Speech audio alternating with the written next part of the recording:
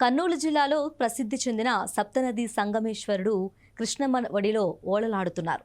శ్రీశైలం జలాశయంలో నీటి మట్టం పెరగటంతో సంగమేశ్వరం క్షేత్రం కృష్ణా జిల్లాలో జలకలలాడుతుందా అన్నట్టు సుందర దృశ్యం ఆవిష్కరమైంది. ప్రతి ఏటా సంగమేశ్వరం వద్ద ఈ సుందర దృశ్యాలు కనువిందు చేస్తాయి.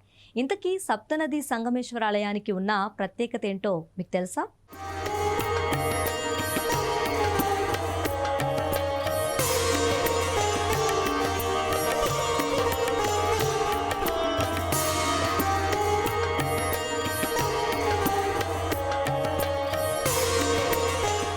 భారతదేశంలోనే 7 నదులు సంగమించే ప్రదేశం సంగమేశ్వరం. అంతేకాదు, ఏడాదిలో 8 నెలల పాటు నీటిలో ఉండి కేవలం 4 నెలలు భక్తులకు దర్శన భాగ్యం కలిగించే ఆలయం సంగమేశ్వరాలయం. వేల సంవత్సరాల చరిత్ర ఉండి ఎందరో మునులు తపస్సు చేసిన ప్రదేశం సంగమేశ్వరం. కర్నూలు జిల్లాలో నల్లమల అటవీ క్షేత్రం ఒకవైపు, 7 నదులు సంగమించే పవిత్ర ప్రదేశం మరోవైపు. అదే సంగమేశ్వర క్షేత్రం. భారతదేశంలోనే కాదు, ప్రపంచంలోనే 7 నదులు ఒకే చోట కలిసే ప్రదేశం ఎక్కడా లేదు. కర్నూలు జిల్లా కొత్తపల్లి మండలం సంగమేశ్వరం వద్ద తుంగ, భద్ర, కృష్ణ, వేణి, భీమా, మలాపహారిణి, భవనాసి నదులు సంగమించే ప్రదేశమే సంగమేశ్వరం. ఈ నదుల్లో భవనాసి నది మాత్రమే పురుష నది, మిగిలినవన్నీ స్త్రీ నదులు. భవనాసి తూర్పు నుంచి పశ్చిమానికి ప్రవహిస్తే మిగిలిన నదులన్నీ పశ్చిమం నుంచి తూర్పుకు ప్రవహిస్తాయి. ఈ నదులన్నీ కలిసి జ్యోతిర్లింగం, అష్టదశ శక్తిపీఠం శ్రీశైలం పుణ్యక్షేత్రాన్ని తాకుతూ ప్రవహించి చివరికి సముద్రంలో కలిసిపోతాయి. సంగమేశ్వర ఆలయానికి చేరుకోవాలంటే కర్నూలు నుంచి ఆత్మకూరు వెళ్ళి అక్కడి నుంచి 40 కిలోమీటర్లు ప్రయాణించాలి.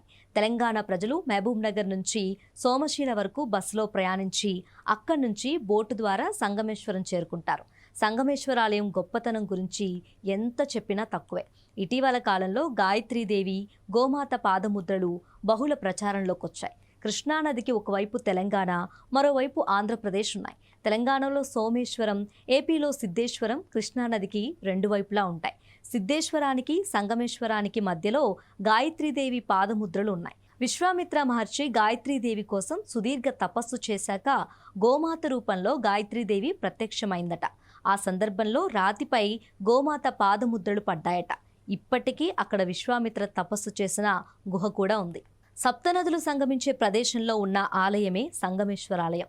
ఈ ఆలయంలో ఉన్న శివలింగం విశిష్టమైనది, ప్రత్యేకమైనది కూడా. ఈ ఆలయంలో శివలింగం వేప శివలింగం. వేల ఏళ్ల క్రితం ధర్మరాజు ప్రతిష్ఠించిన వేప శివలింగం ఇది. పాండవులు అరణ్యవాసం చేస్తుండగా శ్రీకృష్ణుని సూచన మేరకు ధర్మరాజు శివలింగాన్ని ప్రతిష్ఠించారు. 7 నదులు సంగమించే సంగమేశ్వరంలో శివుని పూజ చేయమని శ్రీకృష్ణుడు చెప్పారట. శివలింగం తీసుకురమ్మని భీముణ్ణి కాశీకి పంపాడట ధర్మరాజు. ఎంతకీ భీముడు రాకపోవటంతో అమృతగడిలు దాటిపోతాయని అక్కడే ఉన్న వేప చెట్టును నరికి శివలింగంగా మార్చి ప్రతిష్ఠించి పూజలు చేశారట. కాశీ నుంచి శివలింగాన్ని తెచ్చిన భీముడు ఆగ్రహంతో ఊగిపోతూ తాను తెచ్చిన శివలింగాన్ని విసిరేశాడట. ఆ శివలింగం ఇప్పటికీ పగిడ్యాల మండలం బీరవోలు వద్ద ఉంది. భీముని ఆగ్రహానికి అర్థం ఉందని సముదాయించిన ధర్మరాజు మొదట భీమలింగానికే పూజలు చేయాలని చెప్పాడట.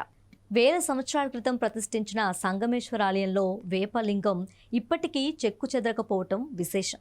ఏడాదిలో 8 నెలలు నీటిలో మునిగి ఉన్నా చెక్కు చెదరలేదు. ఈ ఆలయం మొదట నది ఒడ్డున ఉండేది. శ్రీశైలం డ్యాం నిర్మాణంలో ఎక్కువ కాలం నీటిలోనే మునిగిపోతుంది.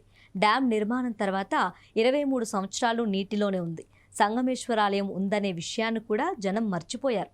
2003 తర్వాత శ్రీశైలం డ్యాం నీటి మట్టం పడిపోయిన కాలంలో మాత్రమే ఆలయం నీటి నుంచి బయటపడుతుంది. అప్పటి నుంచి తిరిగి ఆలయంలో పూజలు ప్రారంభమయ్యాయి. ఇప్పటికీ ఏడాదిలో 8 నెలల పాటు, అంటే జులై నుంచి మార్చి ఆరంభం వరకు నీటిలోనే ఉంటుంది. సంగమేశ్వర ఆలయమే ఇక్కడ ప్రాధాన్యత కాదు, మహామునులు తపస్సు చేసిన ప్రదేశం కూడా. అగస్త మహాముని, విశ్వామిత్రుడు ఇక్కడ తపస్సు చేశారట. స్కంద పురాణంలో సంగమేశ్వరం ప్రాధాన్యత వివరంగా ఉంది.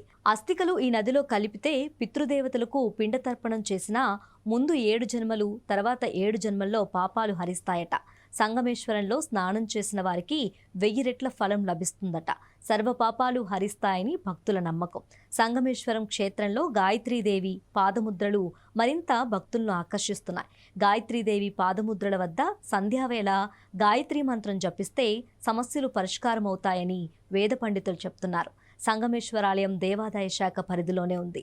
ఆదాయం లేదని అభివృద్ధిపై కూడా దృష్టి పెట్టలేదు దేవాదాయ శాఖ. ఇక్కడ భక్తులకు కూడా ఎలాంటి సౌకర్యాలు లేవు. కాశిరెడ్డి నాయన ఆశ్రమం నిర్వాహకులు ఇక్కడికి వచ్చే భక్తులకు పర్యాటకులకు ప్రతిరోజు అన్నదానం చేస్తారు. ఆలయం నీటి వెలుపల ఉండే 4 నెలల కాలంలో కూడా పూజలు చేసేందుకు భక్తులు వచ్చేందుకు అనేక ఇబ్బందులున్నాయి.